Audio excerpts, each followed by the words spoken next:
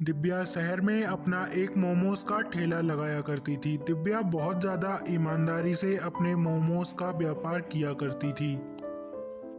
दिव्या हर रोज अपने ताजे मोमोज बनाया करती थी।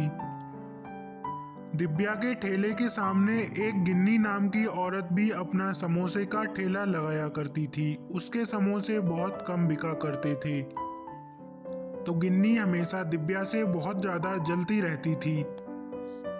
लेकिन दिव्या के ऊपर इस बात का कोई भी फर्क नहीं पड़ता था। वह अपने मोमोज बनाती थी और ग्राहकों को अच्छे से खिलाती थी। दिव्या यार, आज मेरी तो अच्छी खासी कमाई हो गई। देख, मेरे सारे समोसे भी बिक गए और पकौड़ियाँ भी बिक चुकी हैं।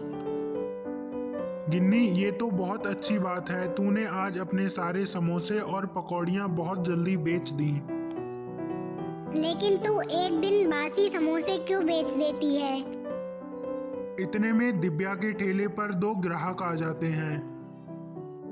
दिव्या बहन, जरा 2 प्लेट गर्मा गर्म मोमोज तो लगा दो। हाँ भैया, बिल्कुल, मैं आपको अभी मोमोज लगा कर देती हूँ। आप लोग बैठ जाओ, तब तक मैं आपके मोमोज को तैयार कर देती हूँ। दिव्या ने अपने मोमोज को गर्म किया और अपने ग्राहकों को जल्दी से सर्व कर दिया।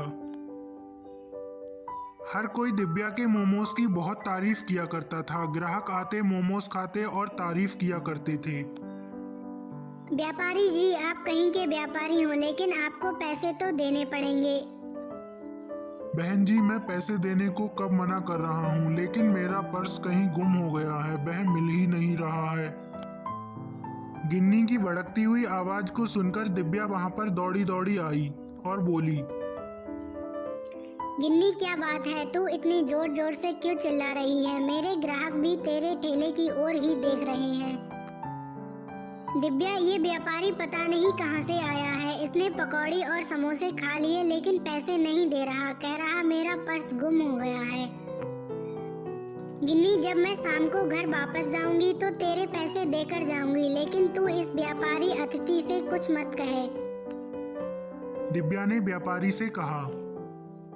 व्यापारी जी, आप हमारे ठेले पर चलो। दिव्या, तुम ये बिल्कुल ठीक नहीं कर रही हो। तुम किसी दिन बहुत बड़ा धोखा खाओगी, देख लेना। दिव्या जी, मैं बिल्कुल भी झूठ नहीं बोल रहा हूँ। मेरा पर्स कहीं गुम हो गया है, वरना मैं पैसे वहीं दे देता। कोई बात नहीं, अगर आपका पर्स हमारे शहर में होगा तो मिल जाएगा। हम आपके होटल तक पहुंचा देंगे। घर पहुंचकर दिव्या ने अपनी माँ से कहा, माँ, आज एक व्यापारी आया था जिसका पर्स गुम हो गया। पता नहीं किसने चुरा लिया। बेचारा बहुत दुखी था।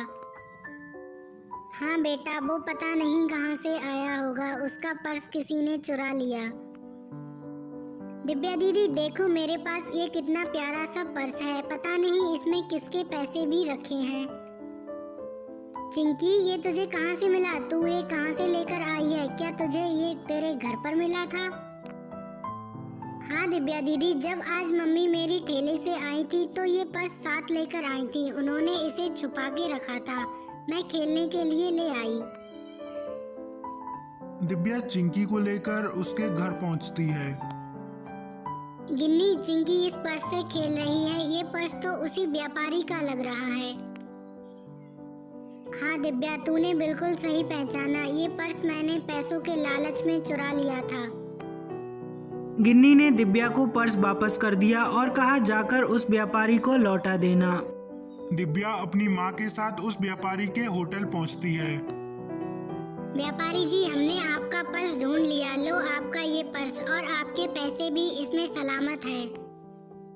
धन्यवाद दिव्या जी, आपने हमारा पर्स ढूंढ लिया। हम तो बहुत ज्यादा चिंता कर रहे थे, पता नहीं कहाँ होगा।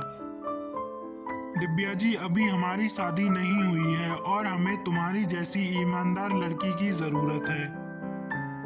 हाँ बेटा, हमें ये रिश्ता मंजूर है। हम अपनी बेटी की शादी आपके साथ करने को तैयार हैं। जल्दी से शादी का मुहूर्त भी निकलवाया गया और सेठ की शादी उसी लड़की के साथ कर दी गई।